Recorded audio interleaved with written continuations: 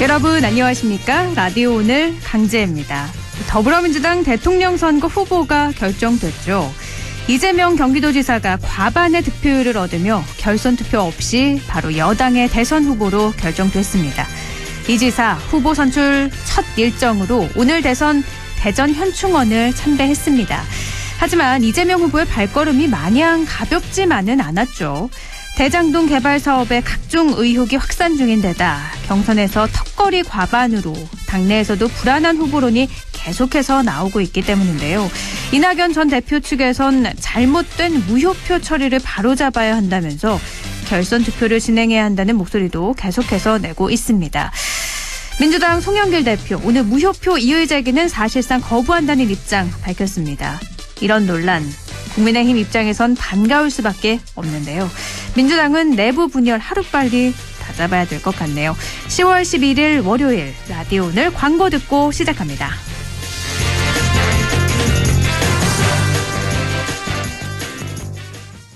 창업은 역시 크린토피아. 창업 크린토피아. 세상에서 제일 가는 빨래빵 창업. 창업 크린토피아.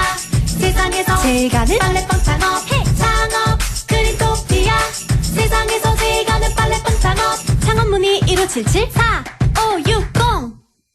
내 차는 소중하니까 유리막 코팅도 한번 입혀주고 세차는 디테일링 세차만, 그리고 아에르 프리미엄 에어컨 필터까지, 극초미세먼지와 유해가스 저감에 환경기능까지. 내 차는 공기도 달라야 한다. 내가 선택한 프리미엄 아에르 에어컨 필터. 훌쩍 알러지엔 간질 알러지엔 애취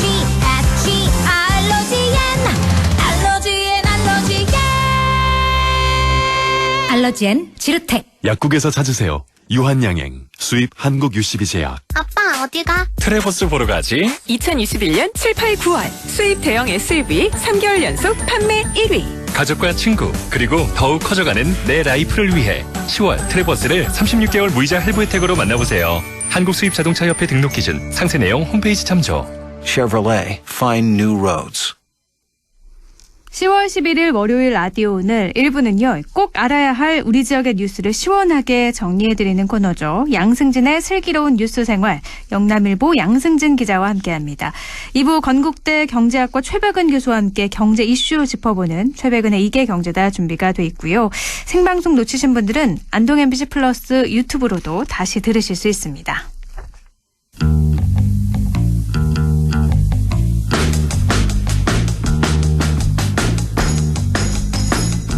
양승진의 슬기로운 뉴스 생활, 꼭 알아야 할 우리 지역의 뉴스를 시원하게 정리해드립니다. 슬유생 영남일보 양승진 기자 연결합니다.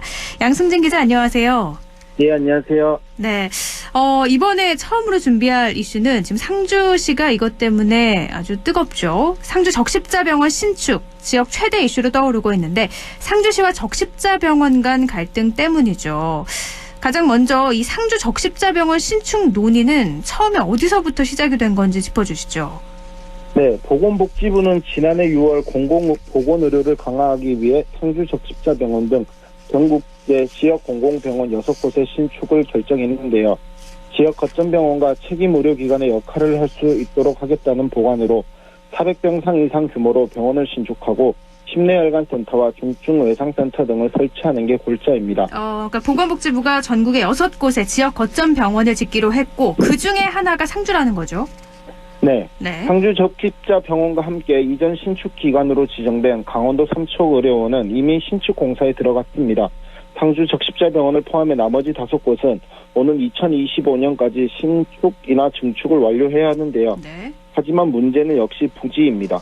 상주 적십자병원이 부지 확보를 상주시에 요청해뒀는데 상주시는 현재 관련 용역이 진행 중인 상황에서 부지를 미리 확보하는 게 시기상조라는 입장을 보이고 있습니다. 또 건립에 필요한 예산 확보나 운영 손실금 보존 등에 대해서도 서로 간 입장이 엇갈리고 있습니다. 강원도 삼척은 이미 공사에 들어간 상태라고 말씀을 하셨는데 그럼 상주시도 뭐 큰 문제 없이 진행이 되는 거 아닌가요?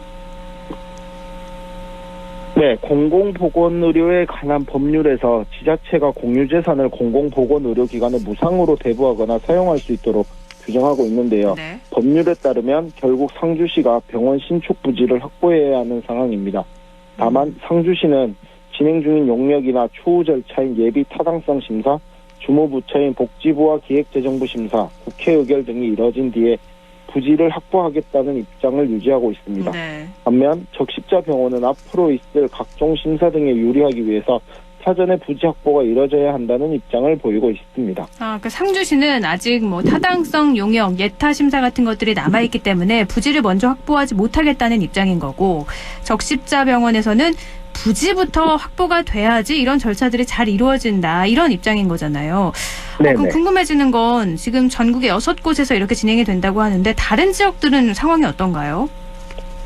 아까 말씀드린 것처럼 강원도 삼척에서는 이미 부지 확보를 해서 신축 공사가 진행 중이고, 나머지 4곳들에 대해서도 지금 현재 뭐 부지 확보라든가 예산 확보 방안 등에 대해서도 지자체와 병원 측에서 논의가 이뤄지고 있습니다. 근데 이렇게 갈등이 계속되다 보니까 이 적십자병원이 상주가 아닌 다른 도시로 이전할 수도 있다, 뭐 이런 이야기가 나오고 있다면서요?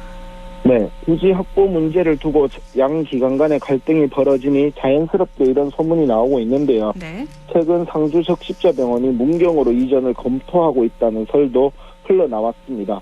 이런 소문과 관련해서 상주시나 적십자병원 모두 이를 완강하게 부정했습니다. 양측 모두 절대 있을 수 없는 일이라고 이를 강조했기 때문에 조만간 문제 해결의 실마리가 풀릴 것으로 기대됩니다. 그러니까 적십자병원이 꼭 상주에 지어져야 한다는 건 상주시나 적십자병원이 모두 다 공감하는 반대, 부지 확보를 놓고 이렇게 이견해 보이는 게 잘 이해가 되지 않아서요. 혹시 겉으로 뭐 드러나지 않는 행간 같은 게 있는 건가요? 결국 아까 전에 말씀드린 것처럼 이 부지 확보에 있어서 서로 시기에 대한 문제를 상주시와 적십자병원이 다른 입장인데요. 네. 상주시는 용역이 진행 중이기 때문에 용역 결과에 따라서 이 부지를 확보를 하겠다는 입장이고, 반면에 적십자병원은 뭐 복지부나 기획재정부의 각종 심사 등을 받는 과정에서 유리하기 위해서는 사전에 부지 확보가 돼야 된다는 입장입니다. 결국은 똑같이 뭐 병원 신축이나 증축은 공감을 하고 있지만 그 시기에 대한 문제가 서로의 입장이 약간 달라서 이런 문제가 불거진 것 같습니다. 시기가 그렇게 중요한 건가요?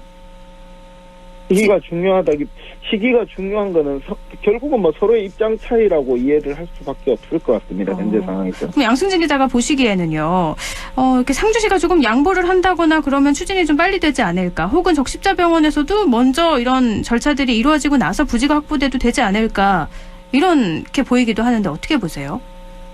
결국 근데 두 기관 모두가 이 상주에 적십자병원이 있어야 된다는 것에서 공감을 하고 있고, 또 지난해 코로나 사태에서 봤을 때 상주 적십자병원이 지역의 뭐 환자 수용이라든가 이런 큰 역할을 했기 때문에 두 기관 모두가 긍정적인 결과를 도출하지 않을까 제가 보고 있습니다. 지금은 뭐 갈등이 계속되고 있지만 조만간에 합의는 이루어질 것이다, 이렇게 보고 계시는 거군요. 예. 알겠습니다. 의료 이야기를 계속해보면 경북 북부권 뭐 심각한 인구 감소 겪고 있는데 봉화나 청송, 영양의 이 산부인과, 소아과가 한 곳도 없다고요. 예, 서정수 국회의원이 분석한 국정감사 자료에 따르면 경북의 23개 시군 중에서 봉화나 영양, 청송을 비롯해 군위, 고령, 송주, 울릉 등 군단 7개 지역에 산부인과가 없었습니다. 봉화, 영양, 청송과 울릉은 산부인과뿐 아니라 소아 청소년과도 전무한 것으로 나타났는데요. 7개 군 지역 가운데 상대적으로 대도시인 대구와 인접한 고령, 성주, 군위의 경우에는 응급 상황이 발생해도 신속한 이송이 가능합니다. 울릉은 섬이라는 특수성을 고려해야 하는데요. 하지만 봉화나 청송, 영양 등 내륙 지역에 산부인과, 소아 청소년과 시설이 전무하다는 것, 농촌 지역의 저출산 고령화라는 현실을 고려해도 선뜻 납득하기는 쉽지 않습니다. 어떻게 산부인과나 소아청소년과가 한 곳도 없을 수 있을까? 참 저도 이게 바로 지역 현실이구나 느끼게 되는데요. 근데 더 큰 문제는 북부권 공공의료 핵심이라고 할 수 있는 안동의료원에도 이 소아청소년과 전문의가 한 명도 없다고요. 네, 서영석 국회의원이 분석한 전국 35개 지방의료원 현황에는 안동의료원과 포항의료원 두 곳에 소아청소년과 전문의가 없는 것으로 나타났습니다. 다만 두 곳에는 산부인과에 각각 전문의가 한 명 있었습니다. 이를 쉽게 풀이하며 봉화 영양 청송에서 태어난 신생아는 성인이 될 때까지 자신의 지역이나 권역 내에서 적합한 진료를 받을 수 없다는 것으로 해석이 가능합니다. 우리 국민 누구나 다 똑같은 의료의 혜택을 받아야 되지 않을까 싶은데 사는 곳과 상관없이 동등한 수준의 의료 서비스 혜택을 받을 수 있는 방법은 없을까요? 네, 이 같은 문제를 해결할 수 있는 대안으로 정부가 의료 서비스가 제공되는 시장 여건을 조성할 수 있도록 의료 취약을 선정해 지역별로 차등 수가제를 도입하고 또 공공의료원의 소아청소년과나 산부인과 등을 필수 진료 과목으로 의무화하는 등의 방안이 이뤄져야 한다는 지적이 의료계에서 나오고 있습니다. 네, 이건 꼭 좀 이뤄져야 되지 않을까 싶습니다. 또 지난주에 시의원으로부터 갑질 피해를 당한 적이 있다. 안동시청 공무원 설문조사 결과 전해주셨는데 이번에는 노조의 베스트 시의원 선발투표 결과가 유출이 됐다는 소식 준비하셨네요. 네, 안동시 공무원 노조가 조사한 의정활동을 잘하고 있는 시의원 설문조사 결과가 득표율까지 포함돼 외부에 유출됐습니다. 공무원 노조는 원래 이 같은 설문조사를 진행하면서 득표율을 제외하고 조사 결과만 공개해 왔는데요. 네. 공무원 조직 사이에서는 사실상 시의원 인기 투표 결과와 같은 득표율이 외부로 알려질 경우에는 득보다 실이 크다고 판단해 처음에는 공개를 하지 않았습니다. 네. 근데 문제는 이 같은 노조 결정에도 불구하고 득표율까지 포함된 조사 결과서가 외부로 유출됐다는 점입니다. 이로 인해 최근 안동시청 공무원 사이에서는 득표율에 등수까지 더해 시의원들을 두고 다양한 말이 오가고 있습니다. 그럼 이 선발투표 결과는 어떻게 유출이 된 건가요? 지금 밝혀진 게 있나요? 외부 유출 경위가 전혀 알려지지 않았는데요. 네. 노조 측도 왜 처음에 공개하지로 않기로 결정을 했는데 왜 이 같은 일이 일어났는지에 대해서는 전혀 이해할 수 없다는 반응을 보이고 있습니다. 아직까지 어떤 경로를 통해서 유출이 됐는지 밝혀지지 않고 있고, 근데 1, 2등이야 뭐 시의원은 밝혀져도 뭐 좋은 장점이 있겠지만 하위권 의원들은 당연히 반발할 수밖에 없을 것 같아요. 당연히 뭐 기분이 안 좋을 수밖에 없을 것 같은데요. 이 자료는 뭐 베스트 시의원 선발을 위해 공무원 노조 조합원의 응답을 100분율로 환산해서 순위가 극명하게 드러납니다. 그래서 한 시의원은 공무원 노조가 선정하는 의정활동을 잘하는 시의원은 결국 집행부인 안동시청의 입장을 대변하는 인물이 아니겠느냐며 사실상 시의회에 발을 묶고 시의원을 길들이기 위한 것이라고 비판했습니다. 네. 김호석 안동시의장은 득표율 결과가 외부에 유출된 데 대해서 불쾌함을 드러내며 안동시청에 강력한 유감을 표시할 계획이라고 전했습니다. 알겠습니다. 어떻게 일단 뭐 유출이 됐는지 밝혀줘야 되지 않을까 싶네요. 오늘 말씀 여기까지 나누죠. 고맙습니다. 네, 감사합니다. 네, 양승진의 슬류생, 영남일보 양승진 기자였습니다. 저는 광고 듣고 2부에서 뵙겠습니다.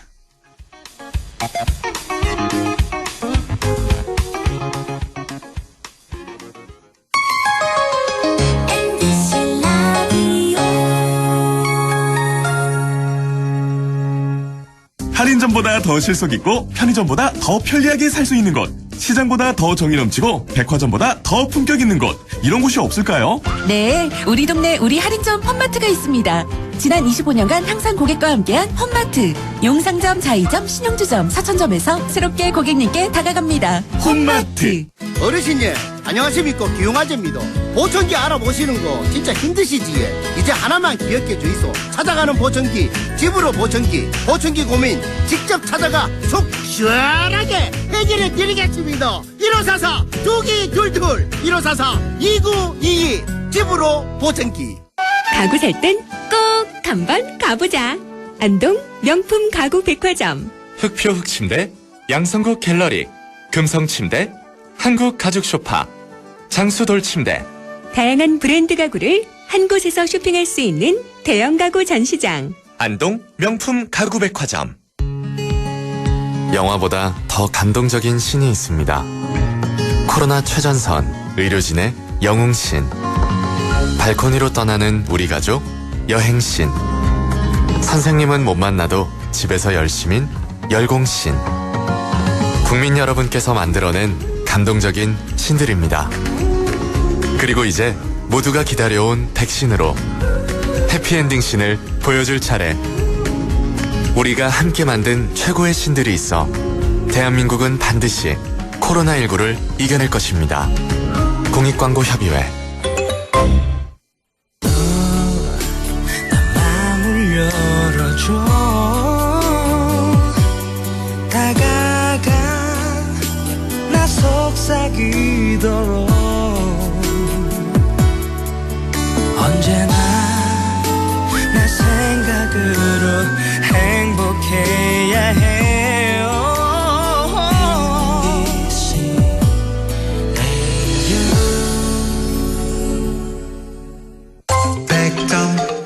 MBC 라디오.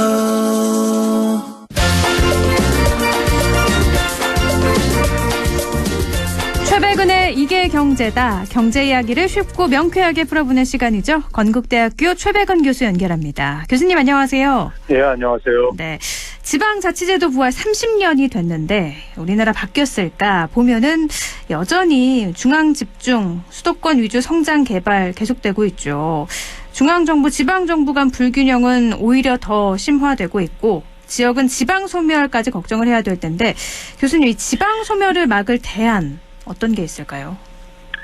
예, 저는 지방소멸에서 그치지 않고요. 지방소멸은 궁극적으로 대한민국 소멸이라고 저는 생각하는 사람인데요. 네. 지방소멸의 가장 중요한 이유는 저는 그 지역사회에서 청년이 유출되기 때문에 생기는 문제라고 봐요. 네. 그러니까 청년이 좀 안타까운 얘기지만 희망을 가질 수 없다고 생각하는 거죠. 지방에서는 미래가 없다 해서 수도권으로 그렇죠. 몰린다고요. 네. 예. 그러면 뭐 청년이 그러니까 떠나는 지역이 많아진다는 건 대한민국 자체가 사실 희망이 안 보인다는 이런 얘기일 수도 있거든요. 네. 그런 점에서 이제 그러니까 우리가 이것을 심각하게 생각해야 되고 이 문제를 해결하기 위해서는요. 그러면 우리가 원칙으로 돌아가서 봤을 때 청년이 지방으로 돌아오게 해야 되는 것이고요. 네. 그렇죠. 청년이 돌아오게 되면은 지방소멸 얘기가 나올 수가 없죠. 그렇죠. 네. 그러면 이제 저는 여기서 이제 좀 주목해야 되는 게 서울이나 수도권으로 온다고 해가지고요. 청년들이요.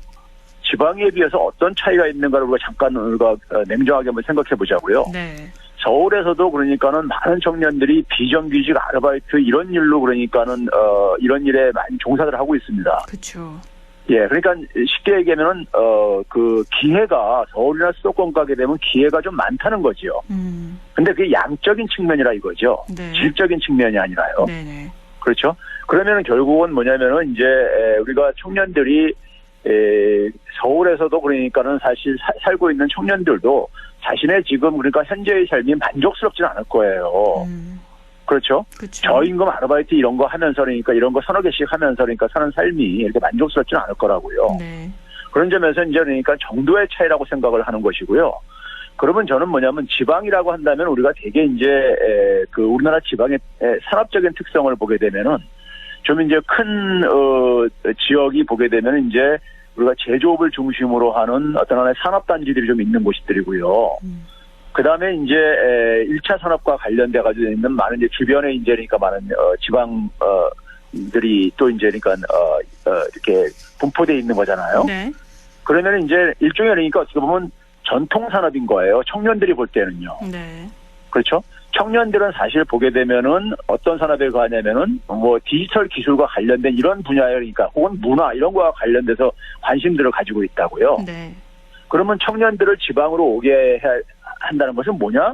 지방에 있는 전통적인 산업, 제조업, 중소기업들이 하는 제조업을 포함해서 그러니까는 뭐 1차 산업과 관련된 뭐 가공산업이든 간에 네. 그러한 산업에 청년들의 색깔을 저는 입혀야 된다고 생각합니다. 아예 바꾸는 게 아니라 거기에 청년들이 그렇죠. 원하는 쪽으로 약간은 추가를 해야 된다는 거네요. 이게 무슨 얘기냐면요. 네. 제가 지난 주에 우리나라 이제 그러니까 그 9월달 수출액이 그러니까는 구조가 바뀌고 있다고 하면서 중소기업의 수출이 굉장히 약진의 모습을 보인다 그랬잖아요. 말씀하셨죠. 네. 예. 근데 이 중소기업 수출에 우리가 밑바탕에는 뭐가 있냐면요. 사실 대한민국의 위상 변화가 있다고 얘기를 했잖아요. 네.